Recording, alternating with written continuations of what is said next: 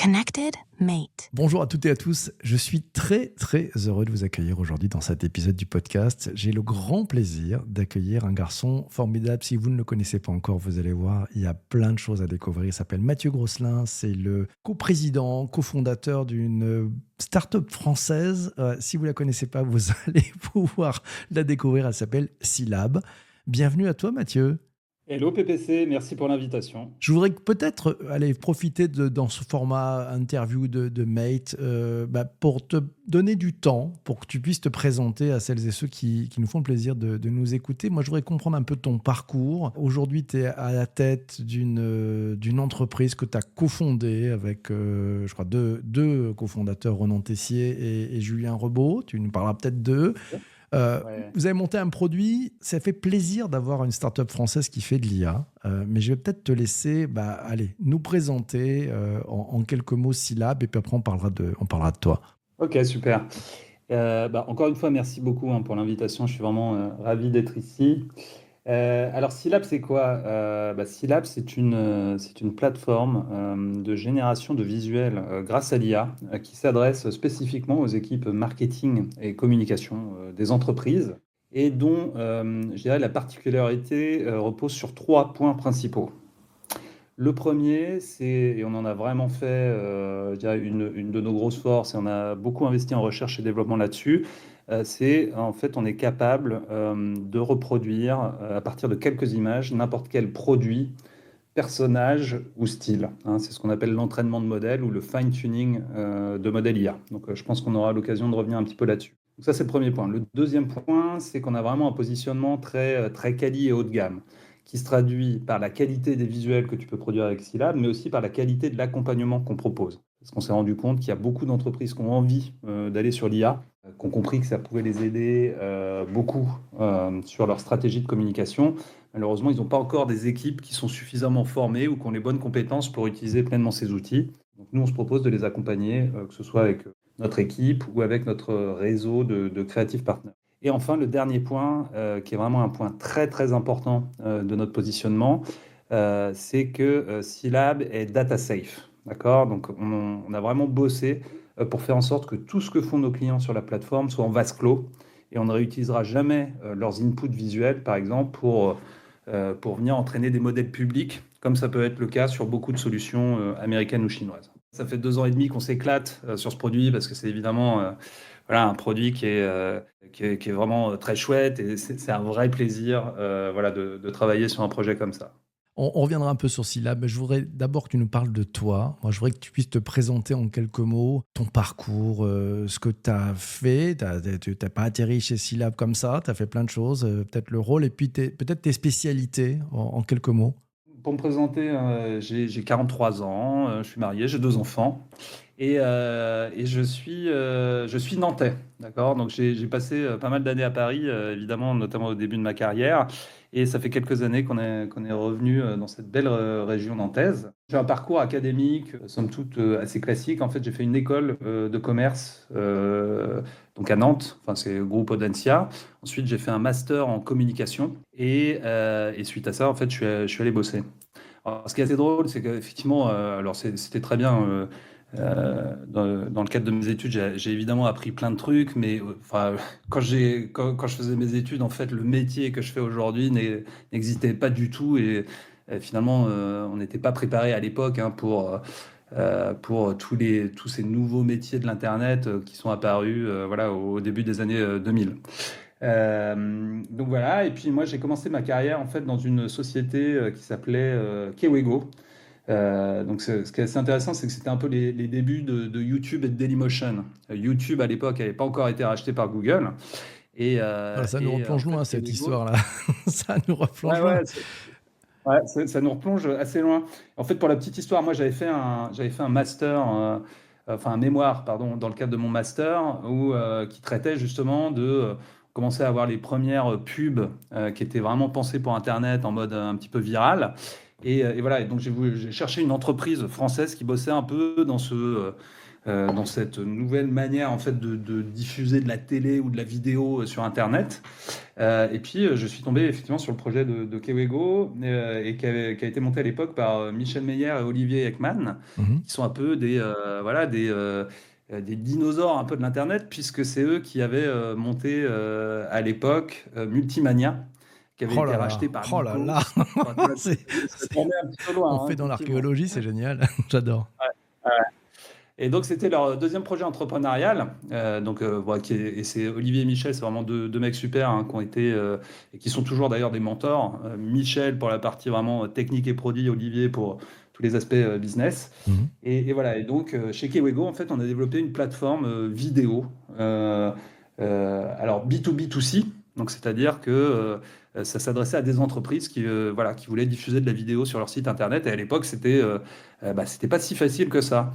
Et chez Kewego, voilà, on mettait à leur disposition des players vidéo, on avait des API qui leur permettaient de faire tout ce qu'ils veulent côté front. Et je pense que Kewego, à un moment, il devait y avoir à peu près l'intégralité ou les trois quarts des Et, médias français qui ouais, et utilisaient les les boîtes du solutions CAC de 40 qui Kewego. étaient dedans aussi, ouais, c'est vrai. Ouais. Hein, ouais. Ouais, et puis effectivement, après, ils ont ouvert du corporate, etc. Kewego, c'est une boîte qui a été revendue en 2012 à un groupe américain.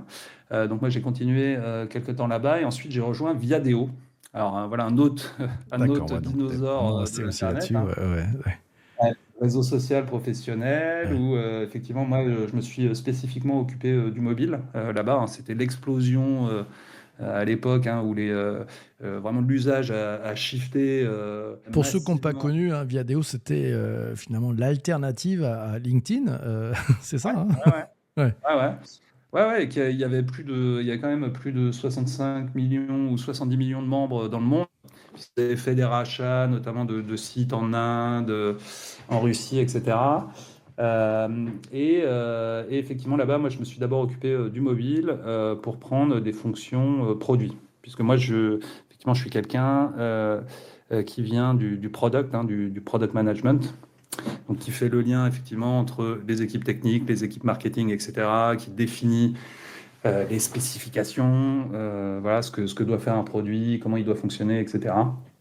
Et donc voilà, donc j'ai pris une année effectivement la direction produit de Viadeo, et puis j'ai rencontré ensuite un entrepreneur, un entrepreneur qui bossait sur un projet hyper innovant sur tout ce qui est imagerie en 360 degrés.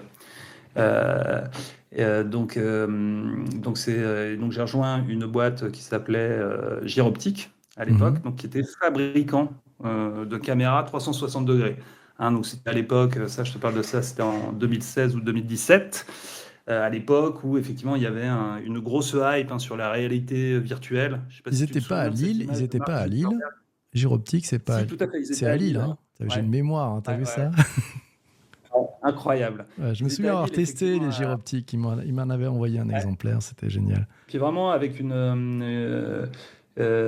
vision top qui était portée par Richard Ollier, hein, Mhm. le président de Gyroptique. Donc j'ai rejoint cette équipe au moment où ils avaient levé des fonds. Donc ils avaient levé 5 millions d'euros, Ouais. notamment suite à une super campagne Kickstarter qu'ils avaient fait à l'époque et qui était à l'époque en tout cas la plus grosse campagne Kickstarter française qui a été faite. Donc j'ai pris des fonctions de CPO là-bas, donc directeur produit. Et c'était excellent. Moi, j'ai beaucoup aimé cette période parce que, je dirais, à la même manière de ce qui se passe sur l'IA aujourd'hui, en fait, tu vois, le 360, c'était aussi une manière un petit peu différente de pouvoir raconter des histoires.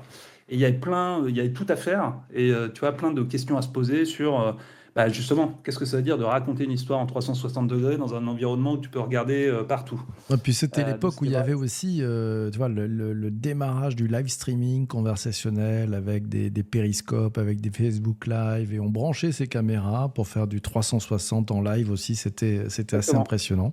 Tout à fait. Et ce qui était top, tu vois, c'est que nous, petite start-up effectivement basée à Lille, en fait, on arrivait à discuter avec tous les géants de la Silicon Valley. Moi, tu vois, je suis allé plusieurs fois à Menlo Park, au siège de Facebook, et tu vois, je discutais avec j'interagissais avec le product manager en charge de la vidéo sur le feed de Facebook. Ouais. Tu vois, on bossait aussi avec Google Street View, donc je suis allé plusieurs fois à Mountain View. Effectivement, on avait rendu effectivement notre solution aussi compatible avec Periscope. Ouais, Donc c'était hyper sympa. Et je dirais un de nos gros highlights là-bas, c'est qu'on avait réussi lors du CES 2017 à faire passer le CTO de l'époque de Facebook, qui s'appelle Mike Schroepfer, hein, qui était passé sur notre stand et qui avait adoré en fait notre nouveau produit parce qu'on avait fait une petite caméra 360 que tu peux brancher sur ton téléphone, comme ouais. tu le disais. Il avait adoré le produit et puis du coup il nous en avait acheté 20 000 pour les distribuer aux participants de la Facebook F8 en 2017 où j'étais présent. Donc évidemment un souvenir génial quand tu vois le CTO de Facebook qui monte ta caméra sur scène, Ouais, c'est pas mal etc. comme kiff, ça. C'est pas mal comme kiff, c'est bien. Voilà, et en fait, suite à Géoptique, moi je suis reparti, voilà, j'avais pour objectif de repartir un petit peu dans la région nantaise. Et donc, suite à ça, moi j'ai fait un petit peu de freelance, hein, de CPO as a service. Hein, donc, je conseillais voilà, différentes boîtes sur leur organisation produit, sur comment construire une roadmap, etc. Et j'ai ensuite rejoint une société qui s'appelle iPay, Ouais. qui est un prestataire de solutions de paiement indépendant. Donc toute la R&D est basée à Nantes, et voilà, où je suis resté à peu près 3 ans. Génial. Alors, on voit bien Voilà le pour le parcours, hein, parcours. avec toutes ces briques-là, on sent bien ce qui fait qu'aujourd'hui, tu es dans le sujet. Moi, je voudrais que tu reviennes un petit peu, peut-être, sur qu'est-ce qui t'a donné envie. Alors, je ne sais pas si vous êtes parti d'une frustration avec Julien et Ronan, tes cofondateurs. Qu'est-ce qui vous a donné l'envie de créer Silab? C'était en 2023, je crois, hein. Ouais, tout à fait. Enfin, on a vraiment créé effectivement la société début 2023. Et en fait, les origines remontent à quelques mois auparavant. Et notamment, tu vois, moi, le fait que moi, enfin, j'ai beaucoup travaillé dans l'image. Et moi, je suis un passionné d'image, de photos aussi. Voilà, j'aime bien faire des vidéos, tu vois, je dessine. Enfin, je fais pas mal de trucs créatifs. Et du coup, moi, j'avais suivi avec intérêt, tu vois, les premières versions bêta, en fait, notamment de Midjourney. Alors, à l'époque, évidemment, ça n'a rien à voir. Parce que je te parle de ça, hein, c'était effectivement On est quoi, en en juillet juin. 2022? Juillet 2022 Ouais, ou plus tôt encore? ouais, c'est ça. Ouais, Ouais, ouais, c'était ça, été 2022. ouais. Et donc, j'avais commencé à m'amuser avec ça et je trouvais ça déjà assez dingue. Et à la fin de l'été 2022, bah, tu as Stable Diffusion qui sort. Donc, Stable Diffusion, qui est une version open source, hein, qui Mhm. est un modèle de génération d'images open source. Et à peu près à ce moment-là, en fait, j'ai des copains à moi qui ont un groupe de rock, d'accord, et qui viennent me voir et qui me disent, bah, tiens, Matt, on cherche une idée pour notre nouveau clip, etc. Et donc Stable Diffusion venait de sortir, et là, je leur dis, bah, J'ai la soluce, écoutez, les gars.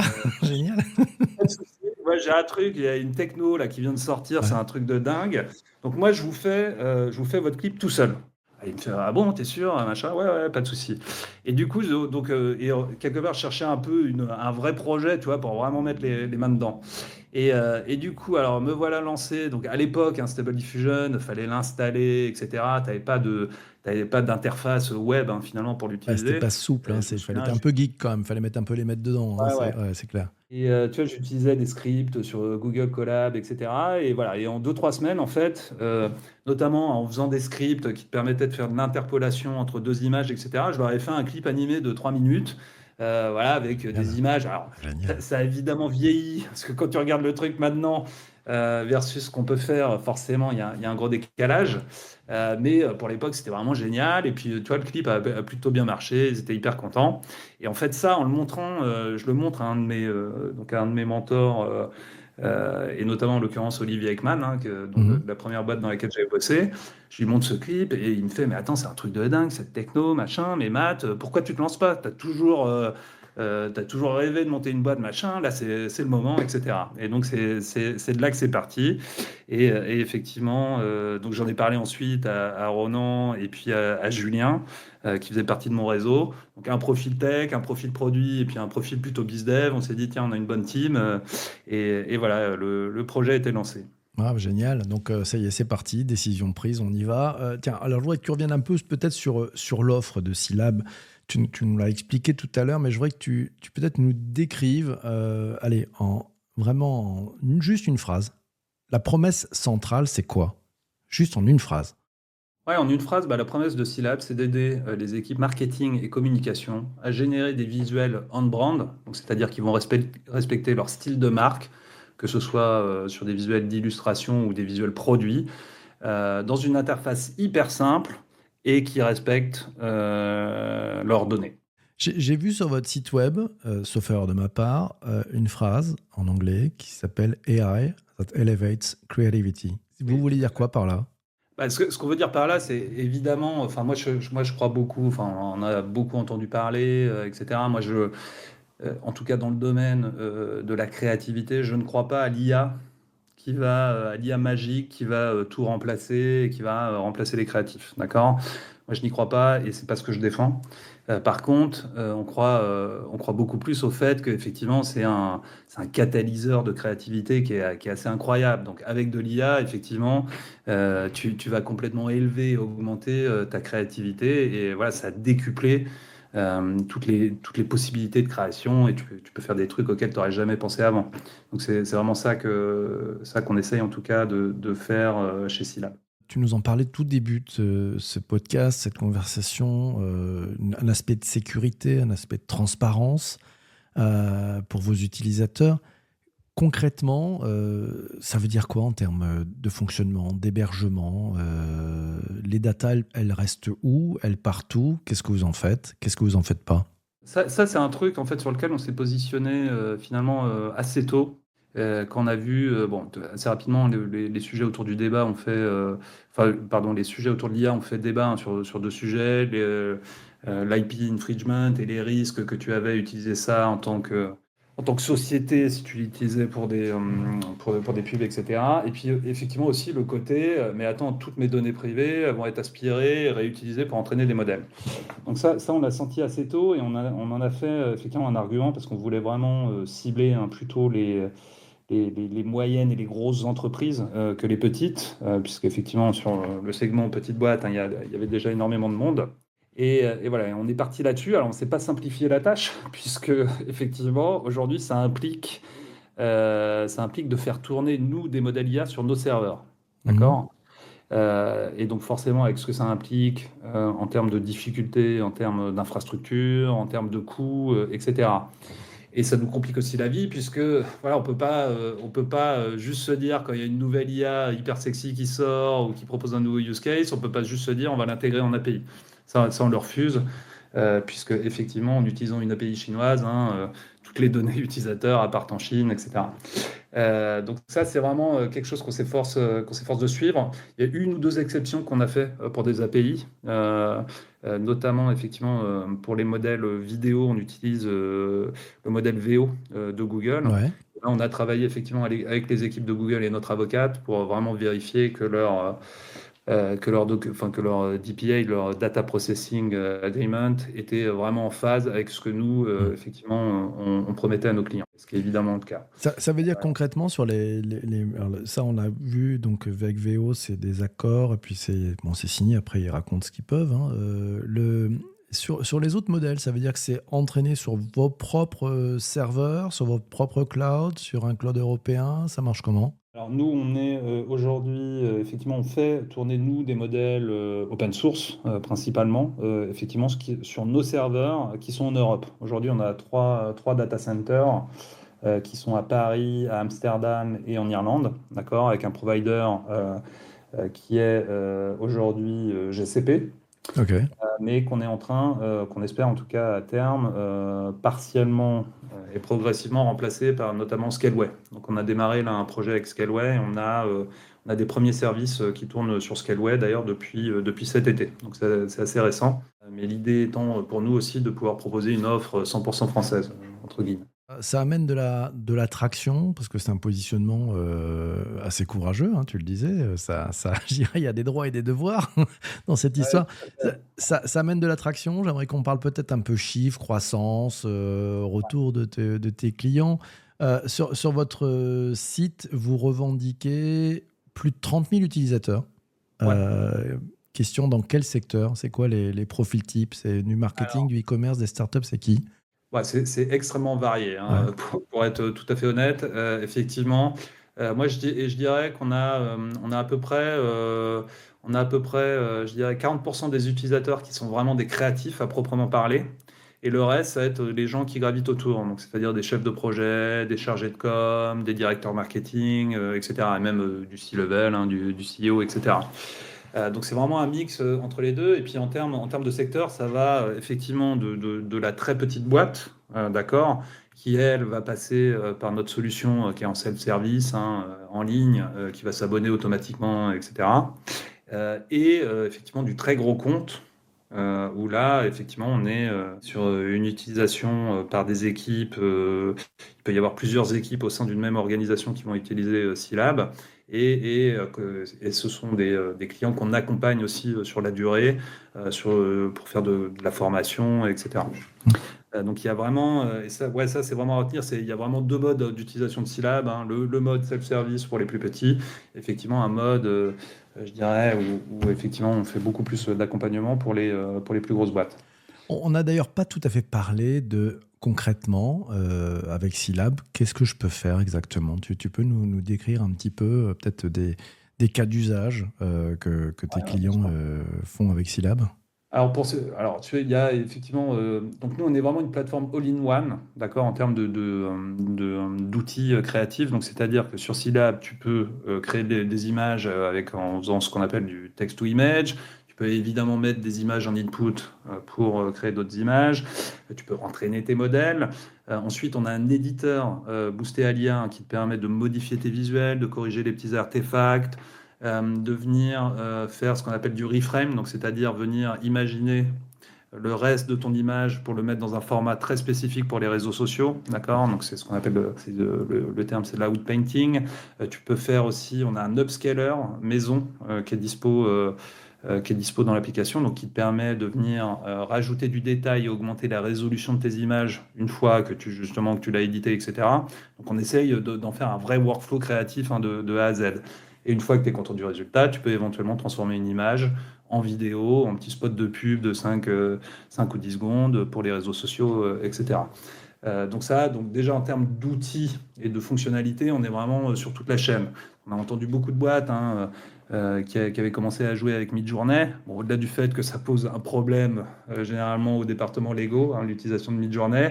Voilà, souvent on nous disait, ouais, mais ce qui est embêtant, c'est que Midjourney, c'est super pour générer les images, mais après, moi, je vais dans l'éditeur de Firefly parce que je le trouve plus Chez performant. Adobe, ouais, Et ouais. puis, et puis ensuite, je vais upscaler mes images dans Magnifique, etc. Donc voilà. Donc, une des idées de Ouais. SIAP, c'est de tout Donc en fait, regrouper. ça veut dire que quand je fais ça, je dépose mes data chez Pierre, chez Paul, chez Jacques, un peu Oui, en plus. partout, et c'est la fête, quoi. D'accord.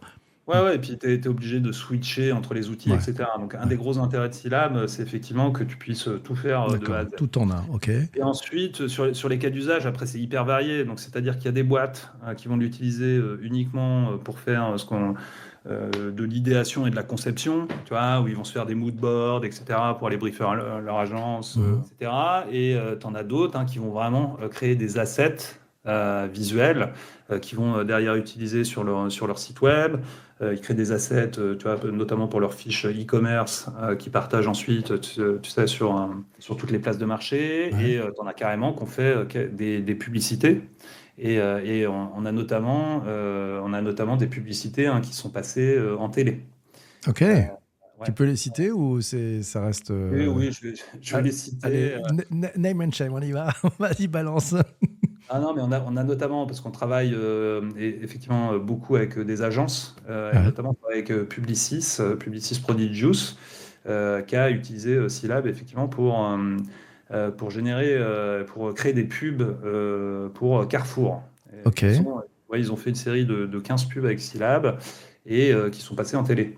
Donc c'était des pubs, tu sais, pour mettre en avant certains produits. Donc Carrefour fait la promotion, donc tu as une crêpière, un aspirateur, etc. Et en fait, les images ont été générées sur Scilab suite à un entraînement produit. Ok. Donc on prend le produit, on l'entraîne sur Scilab et après on peut générer le produit dans différentes situations, c'est ça? Ouais, tout à fait, Ok. ouais. Et derrière, tu le transformes en vidéo et t'en fais ce que tu veux.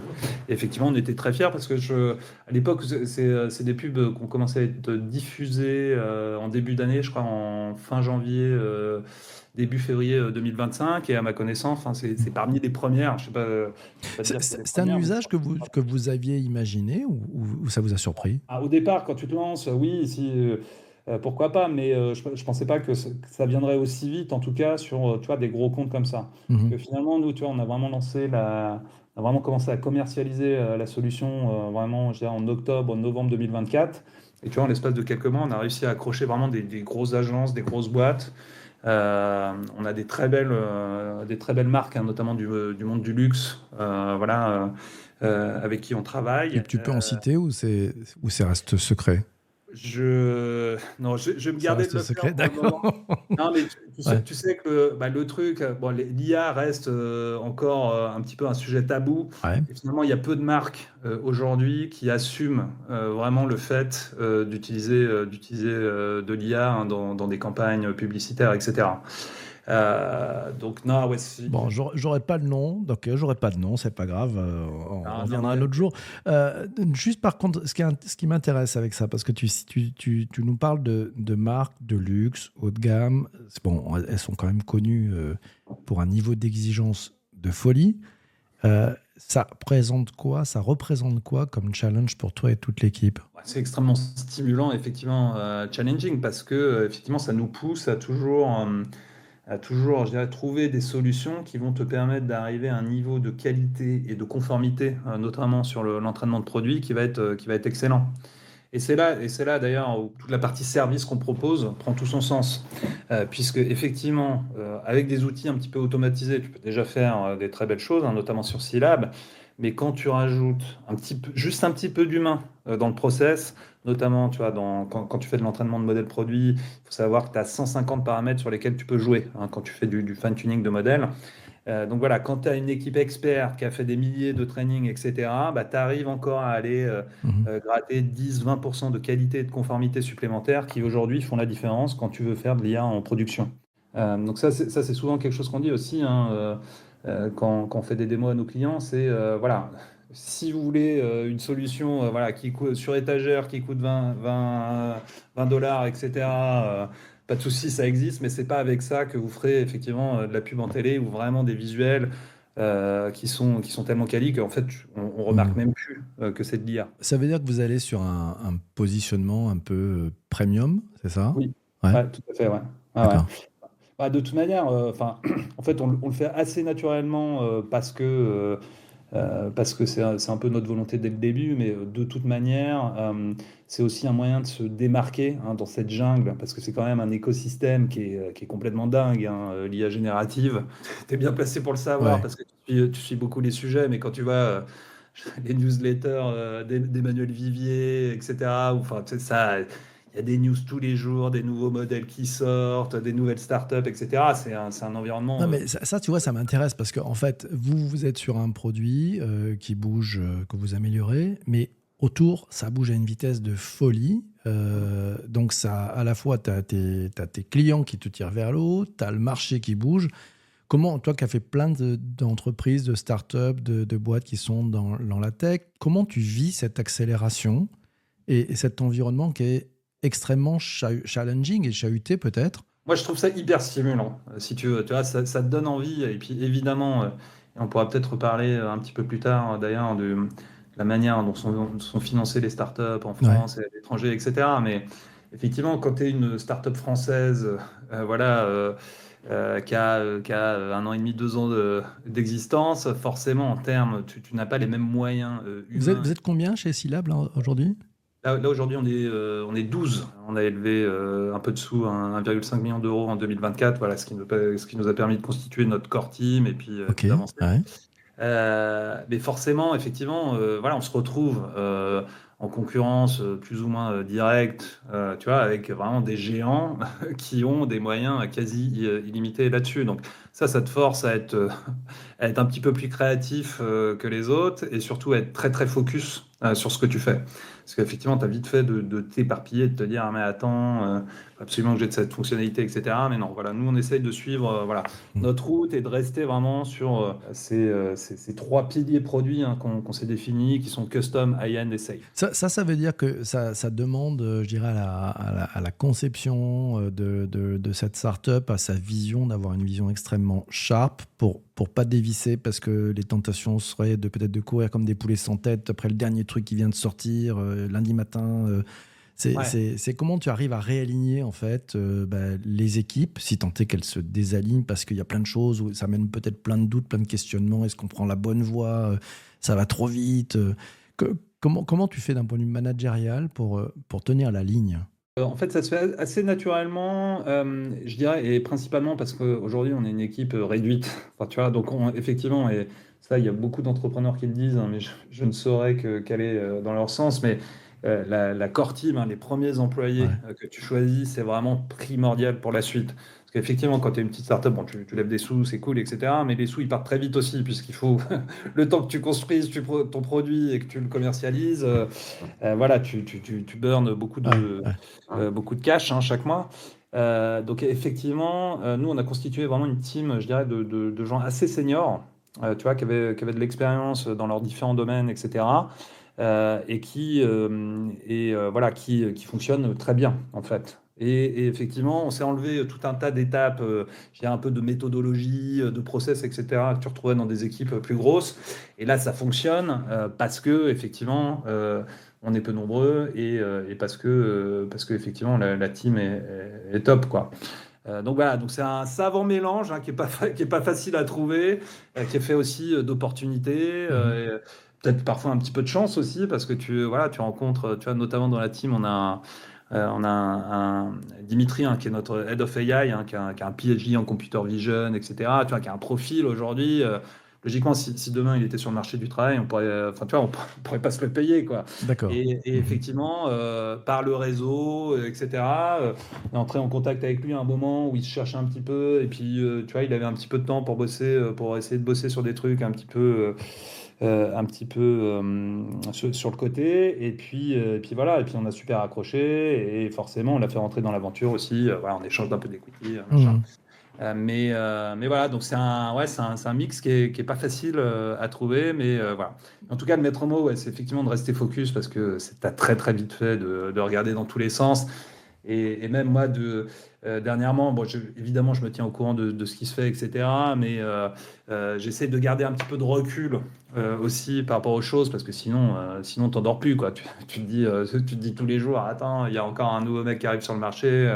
C'est pas possible. Donc, ouais, faut savoir aussi prendre du recul. Ouais. Calme et Euh, raison gardée, comme dirait l'autre. ouais, D'accord. tout à fait.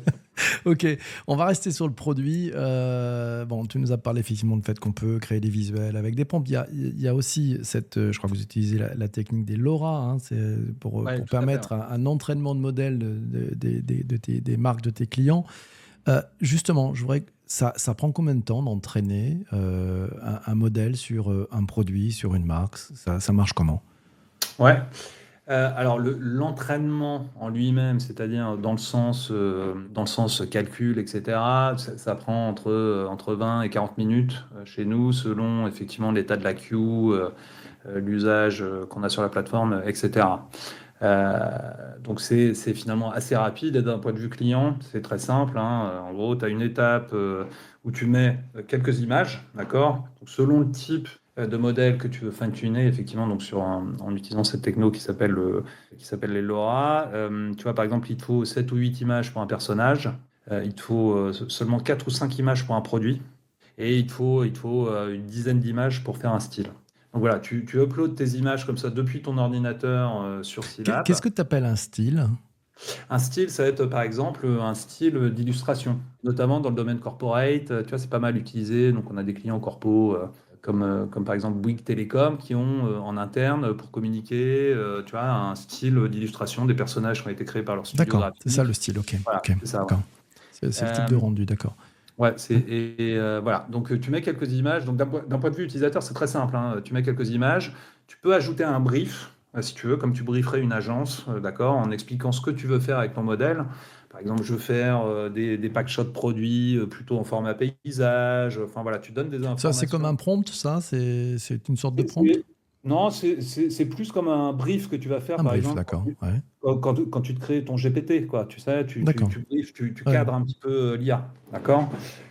Donc ça, ouais, cette partie brief est optionnelle, mais ça fonctionne mieux forcément quand là, hein, puisque c'est analysé derrière par un modèle texte, hein, qui va essayer de retirer des informations importantes qui vont influer sur le training. Ouais. Mais voilà, mais si ton dataset est prêt, ça prend vraiment littéralement quelques minutes hein, pour lancer un training. Après, il y a quand même des règles à respecter. Et l'idée, c'est pas juste de balancer des images comme ça et pour que ça donne quelque chose de bien. Donc, par exemple, si tu fais un personnage, il faut t'assurer que tu as plusieurs angles de vue et pas que des photos de face. C'est bien d'avoir un petit peu de diversité sur les fonds, histoire que le modèle, voilà, garde sa créativité et sa versatilité. Enfin voilà, il y a quand même un petit peu de préparation préalable pour constituer un bon dataset. Et un bon dataset, c'est évidemment une grosse partie de la qualité finale d'un modèle. Hein, il y a un vieil adage qui dit garbage in, garbage Garbage out. out, voilà, clairement. Donc autant la qualité en entrée, c'est mieux. Ok. Tu nous parlais tout à l'heure de plein de fonctionnalités. On peut on peut upscaler, on peut faire du reframe, on peut enlever les fonds, etc. C'est quoi les outils qui sont les plus utilisés aujourd'hui? Les outils les plus utilisés, c'est tout simplement le classique text-to-image, hein. Ça, Ok. c'est la grosse majorité, Ouais. forcément. Ensuite, l'outil d'édition et de ce qu'on appelle d'inpainting, donc c'est Ouais. le fait de rajouter des éléments sur une image, c'est très utilisé également. Tout l'enjeu, c'est d'arriver, tu vois, à garder énormément de créativité tout en faisant que tes modifications soit bien harmonisé avec le reste de l'image, si Ouais. tu veux. Aujourd'hui, nous, on a un éditeur qui marche très très bien. Et voilà, c'est une manière visuelle hein, de venir modifier tes images. Alors depuis peu, on a aussi intégré une nouvelle manière de le faire de manière plus textuelle, d'accord? C'est un peu, tu sais, un peu l'équivalent de ce que tu peux faire dans ChatGPT, Ouais. d'accord? Il y a un modèle qui s'appelle Flux Contexte et qui est très très chouette aussi. Et tu peux t'amuser même à mettre une photo de toi et puis tu te changes la couleur de tes cheveux. Enfin, Ouais. c'est vraiment très très fun à utiliser. Donc ouais, les fonctionnalités d'édition sont très utilisées. Et à ma grande surprise aussi, on a beaucoup de gens qui utilisent l'upscale. Ok. Ouais. Voilà, donc améliorer la résolution des images, etc. Et venir voilà, leur rajouter aussi du détail, c'est très utilisé. Et notamment, parfois, il y a encore certaines images IA qui peuvent manquer un petit peu de réalisme. Et l'upscaler avec un upscaler, les upscaler avec une solution, un upscaler créatif comme Silab, ça permet tu vois, de venir ajouter une couche aussi de réalisme, de grain sur la peau. Tu nous parlais tout à l'heure de VO3, de la vidéo. C'est en train de prendre. Les gens tâtonnent un peu. Comment Ouais, tu vois ouais. le sujet là? Ouais, non, ça aussi, c'est une feature qui est pas mal utilisée. Alors, un des problèmes hein, de VO, c'est que c'est un modèle qui est très cher, Mhm. qui coûte quand même extrêmement cher. Enfin, extrêmement. Tout est relatif, hein, puisque c'est grosso modo à peu près 50 centimes la seconde de vidéo. Mais finalement, nous, ça ne gêne pas tellement nos utilisateurs qui sont plutôt des utilisateurs professionnels. Et voilà, si tu te dis, bon, alors, en partant du principe qu'il va peut-être te falloir faire 4 essais pour faire une vidéo de 5 secondes, mais même si ça te revient à 10 euros pour avoir un super pack shot de ton parfum en plein désert, Oui, ça reste beaucoup moins cher qu'aller envoyer une équipe de tournage à l'étranger. D'accord. Ouais. non, et puis c'est vraiment hallucinant hein, ce que tu peux faire. Ouais. Enfin voilà, je pense que ça a été Mm. largement relayé dans la presse hein, au moment où c'est sorti, mais c'est vrai que le VO3 notamment est un modèle qui est extrêmement quali et qui permet de faire des choses incroyables. Ouais. Bon, ça pose plein de questions sur Ouais. plein de sujets. Euh, Et et, vous intégrez aussi, parce que dans VO3, il y a la vidéo, mais il y a l'audio aussi. ouais, Vous ouais, l'intégrez ouais. aussi? Ouais, tout à fait. Ouais, D'accord. ouais, ouais, on a la possibilité de faire des vidéos avec Mm. audio. Et c'est complètement dingue, hein. Et tu vois, il y a un usage aussi hein, sur lequel on n'avait pas du tout pensé, mais nous, on commence aussi à bosser avec des boîtes de Ouais. production audiovisuelle, mais tu vois, sur des. Et là, on a plusieurs projets de long métrage en fait. Hein, on est en contact avec des réalisateurs, etc., qui, Ah. au-delà de trouver des créatifs qui savent bien maîtriser l'IA, ils sont aussi à la recherche effectivement de plateformes qui leur permettent de faire ce qu'ils veulent, et notamment sur un sujet qui est la consistance. D'accord? Et c'est là où effectivement notre technologie d'entraînement de modèles est extrêmement intéressante, puisqu'en plus tu peux mélanger des modèles entre eux. Tu vois, tu peux par exemple te faire un modèle avec un personnage Ouais. et ensuite te faire un modèle avec une scène et venir les mixer ensemble. Et ce qui te permet d'avoir effectivement de la consistance personnage et lieu. Et voilà, et de manière, et ça, on n'avait pas du tout anticipé pour le coup, mais tu vois, par exemple, je sais que Scilab a été un des outils utilisés là sur une série Amazon Mhm. qui s'appelle House of David, où effectivement ils ont fait plusieurs entraînements de modèles, etc. Et ça a été utilisé sur certains plans. Bon, on Donc c'est ira des voir aspects, ça. On va aller voilà. voir sur Amazon Prime. Ok, super. On a vu le produit. Je voudrais qu'on parle peut-être un petit peu aussi des utilisateurs, parce que c'est toujours intéressant. C'est le parcours type entre un brief à un visuel qui est livré sur la plateforme. C'est qui utilise ça? C'est quoi? C'est des créatifs, c'est des équipes marketing, c'est Ouais, ouais, bah, en fait, effectivement, aujourd'hui, on a à peu près 30-40% des utilisateurs qui sont des créatifs. Donc, ok. c'est-à-dire des gens qui étaient graphistes de formation et ou réalisateurs, etc. Donc, c'est forcément des gens qui sont tout de suite très à l'aise sur la plateforme parce qu'ils ont tous les codes, ils ont tout le référentiel artistique, voilà, qui leur permet très facilement de manier les prompts et de tout de suite faire des images qui sont top. Et ensuite, effectivement, nous, les gens qu'on cible sur Scilab, ça va être effectivement voilà, tous les gens qui gravitent autour de ces créatifs. D'accord? Donc, ça va être des chefs de projet, des chargés de communication, des directeurs marketing, etc. Qui, eux, vont utiliser effectivement Scilab pour différents cas d'usage, hein, comme on en parlait tout à l'heure, donc que ce soit pour faire de la conception, du mood board, ou effectivement pour créer des vrais assets et les décliner, voilà, pour communiquer sur les réseaux sociaux, etc. Donc on a vraiment ouais, des utilisateurs qui sont typologies d'utilisateurs assez différents. Nous, aujourd'hui, on est très, très présent en Europe, Mhm. forcément, principalement en France, évidemment, mais là, on commence à avoir pas mal d'usages, notamment au Canada et aux États-Unis, où effectivement, on commence à avoir pas mal de petites boîtes et d'utilisateurs pro là, qui apprécient toutes les fonctionnalités de Scilab. Super. Alors, tes clients, justement, tes utilisateurs, ils vous challenge comment, en fait? Comment ils nous challengent, nos utilisateurs? Bah, ils nous challengent notamment en nous demandant parfois d'entraîner des objets qui sont hyper bizarres. Ah bon? Ah oui, alors on a eu des trucs assez rigolos. Raconte. Ouais, non, mais je t'en parlerai pas forcément là, mais on a eu effectivement des objets un petit peu bizarroïdes. Non, mais je te dis ça en fait parce que forcément, en fait, même quand tu fais du fine tuning, d'accord, tu utilises ce qu'on appelle un base model, d'accord? Un quoi? Et Comment t'appelles forcément, ça? Un un base model, un base modèle de model, base. ok, la Ouais. base, ok, ouais, modèle de base, ouais. Et forcément, bah, c'est plus facile d'entraîner un sac à dos ou une paire de chaussures que, par exemple, je sais pas, un objet qui est pas forcément, qui a été très très peu représenté dans le dataset de base Ok, ouais, donc de ton modèle. t'as pas forcément de référence d'entraînement pour aller plus Ouais, loin, ouais. quoi. Ok. Je dis, par exemple, là, tu vois, en ce moment, on bosse avec une boîte qui fait des sortes de masques de luminothérapie. Et tu Mhm. vois, par exemple, ce type d'objet, Ah c'est ouais. extrêmement dur à modéliser parce que tu n'as pas de référentiel. Ça ressemble à moitié à une lampe, mais en fait, c'est pas Ouais, du tout d'accord. une lampe. Il doit y avoir 3 visuels sur Internet. Ouais, ouais. Ouais, C'est un d'accord. peu Ok. ça. Donc, Ouais. donc forcément, mais pour autant, effectivement, on y arrive. Je dirais, ça, c'est un des côtés challengeants. Après, on a beaucoup de demandes et nous, on essaye de rester hyper à l'écoute de nos utilisateurs. Mhm. Et notamment, effectivement, on fait régulièrement on envoie des petits questionnaires à nos utilisateurs, hein, pour savoir quelles sont les fonctionnalités qu'ils attendent, etc. On a aussi un support in-app pour nos utilisateurs payants. On nous pose très souvent des questions, voilà, sur j'aimerais bien tel type de feature, Mhm. etc. Donc voilà, on essaye évidemment voilà, d'avoir cette boucle de feedback et voilà, d'améliorer au fur et à mesure ce qu'on fait.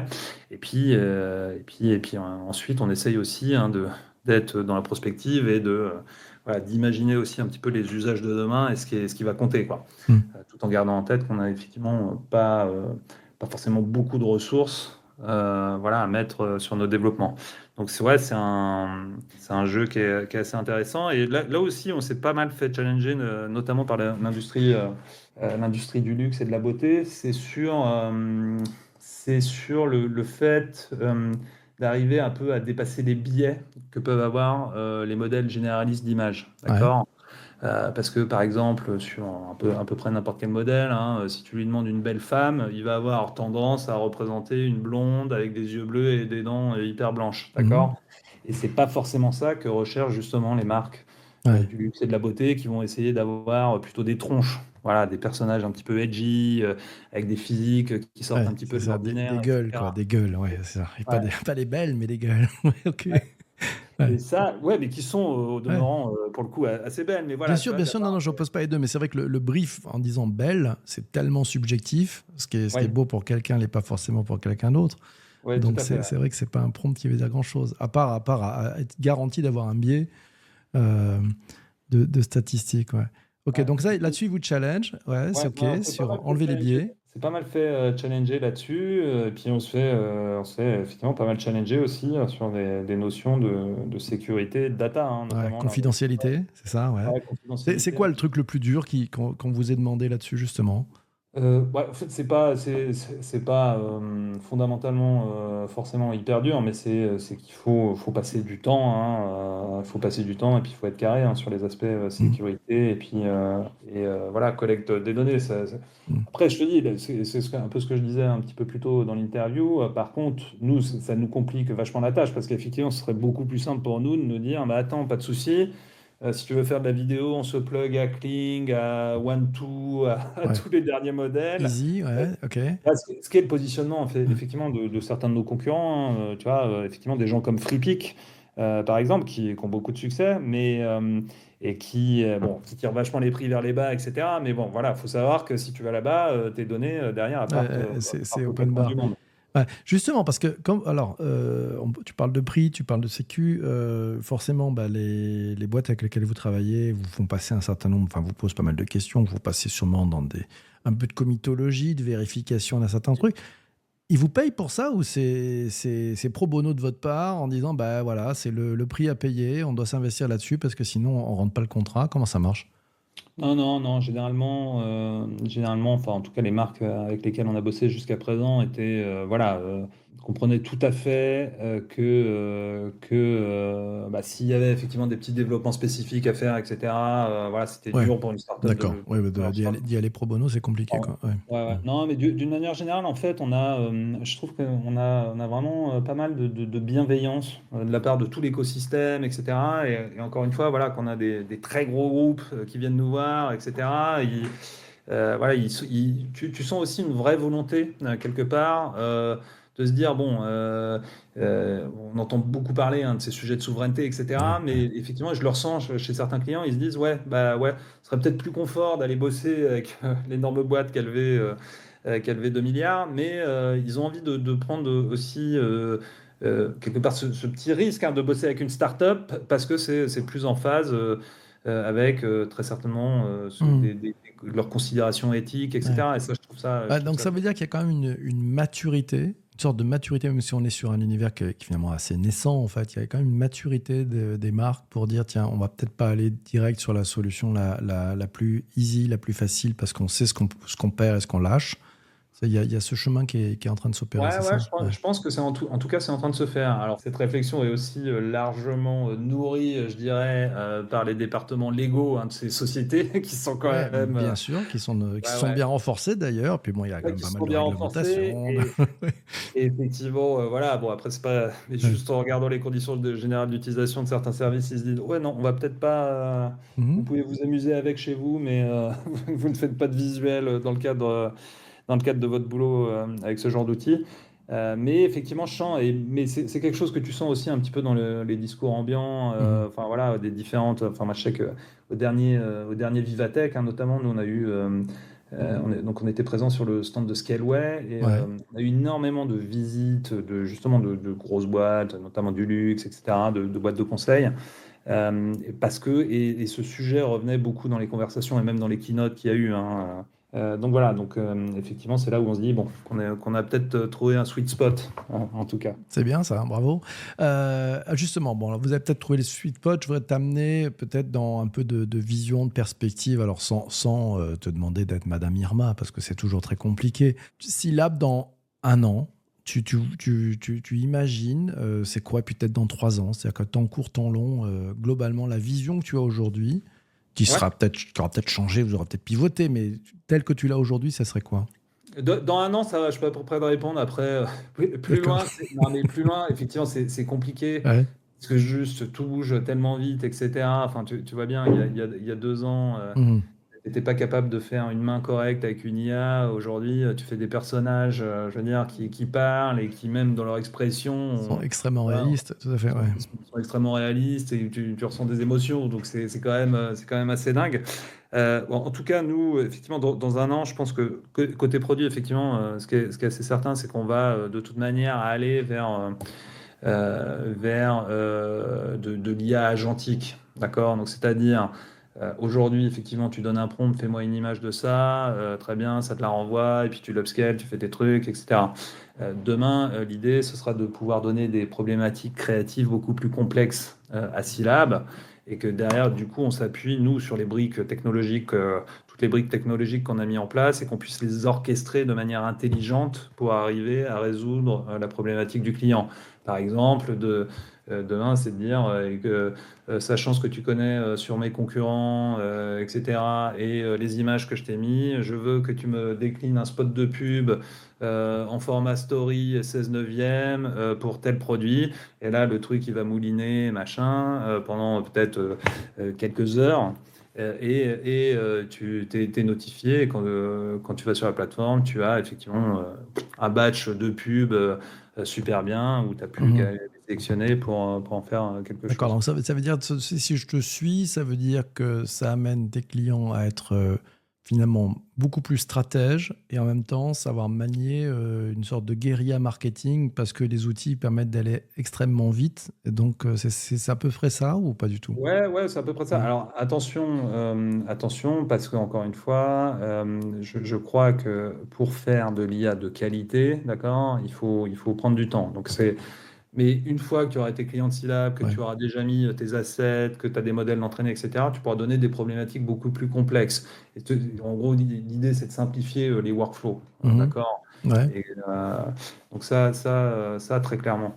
Ça Euh, veut dire que la proposition de valeur sur laquelle vous allez, c'est de permettre à vos clients de se constituer des assets dont ils ont la maîtrise, la propriété, le choix du design, le choix des outils, et de le rendre ensuite accessible ou diffusable à différents vecteurs de distribution ou à des chaînes de valeur ou de workflow qui pourraient travailler avec ces assets. C'est ça que tu vois ou pas du tout? Ouais, ouais, pourquoi pas, effectivement, tu Ouais. pourrais avoir, en fait, tu as une base qui est notamment faite par les créatifs, Ouais. ceux qui savent, ceux qui ont la maîtrise, qui ont l'œil, et qui derrière sont vraiment utilisés par des personnes qui, a priori, n'avaient pas ces skills, tout en garantissant que ça va respecter effectivement l'ADN de marque. D'accord, ouais. Donc ça garantit la cohérence de marque en fait. Ok, ok.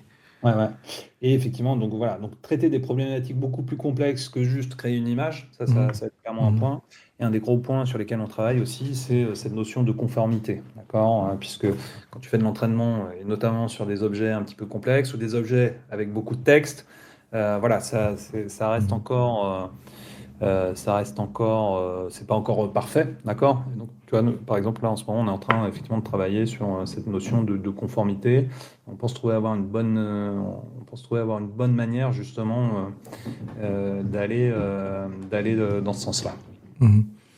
Euh, Allez, dernière question avant de te laisser, et merci de tout le temps que tu nous donnes, et c'est passionnant.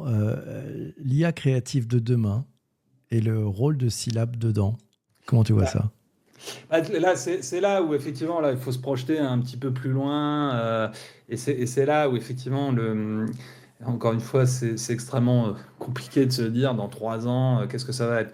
Mais moi, en tout cas, ce que je crois et ce qu'on va assister, enfin, on est là au début encore, hein, effectivement, d'une révolution qui est assez incroyable sur la production de contenu d'une manière générale.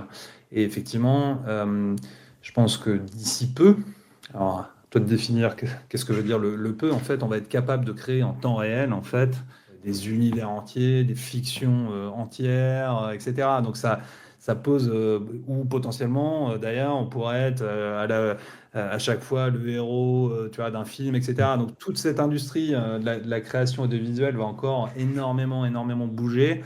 Et effectivement, je crois un des gros challenges, enfin des grosses avancées à venir, ça va être notamment le fait que tout ça soit fait en quasi temps réel, quoi. Là où il faut encore aujourd'hui un petit peu de temps pour gérer l'inférence et tout ça. Mais voilà, en tout cas, ça promet d'être passionnant. Mais voilà, mais je pense qu'il faut... il n'y a aucun doute de toute manière sur le fait qu'il faut y aller, etc. Mais par contre, je pense que il faut aussi penser à toutes les conséquences qu'il y a derrière et voilà, garder dans un coin de sa tête un mot qui s'appelle l'éthique. L'IA responsable. Mais à ce titre, et c'est vrai que c'est un exercice qui est compliqué, mais où je pense que l'Europe a un vrai rôle à jouer, quoi. C'est-à-dire, effectivement, je pense qu'il faut arriver effectivement à prendre en considération l'éthique, puis à se poser les bonnes questions sans pour autant trop freiner forcément les startups européennes, parce qu'en Chine et aux États-Unis, clairement, ils vont y aller ils vont y aller de manière débridée. Donc moi, je crois qu'en Europe, en tout cas, on a un rôle à jouer là-dessus, et ça risque d'être passionnant, en tout cas, sur les années qui viennent. Magnifique. Mille merci, Mathieu. Message retenu. L'IA remplace pas la créativité. Elle l'élève. Tu nous l'as dit tout au long. Je crois que ça a milité pour toutes les équipes produits, les équipes marketing qui nous écoutent. Un grand merci à toi pour être allé sans langue de bois, tout raconter. C'est super. Merci à vous tous d'avoir écouté cet épisode du podcast jusqu'ici. On se retrouve très très vite pour un nouvel épisode. Si vous n'êtes pas encore abonné, vous n'hésitez pas. Voilà, on est présent sur Apple Podcasts, Spotify, Deezer, YouTube et tout ce que vous voulez. On se retrouve très très vite. Ciao, ciao, ciao. Connected Mate.